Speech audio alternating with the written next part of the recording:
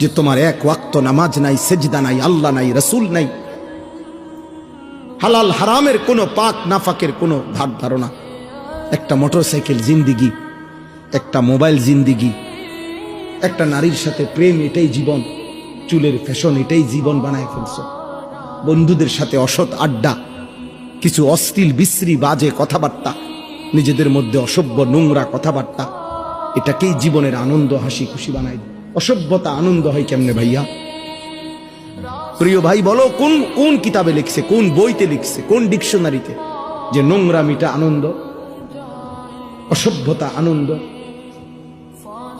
তুমি একটা মেয়ের পিছনে ঘুরলা, এটা তো অসভ্যতা, এটা তো আনন্দ না।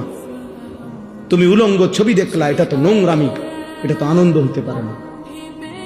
অশ্লীলতা তো পৃথিবীর কোনো ভাষায়, কোনো দেশে, কোনো ধর্মে অশ্লীলতাকে আনন্দ বলে না, অসভ্যতাকে আনন্দ বলে না। অতএব ইনসাফ করো।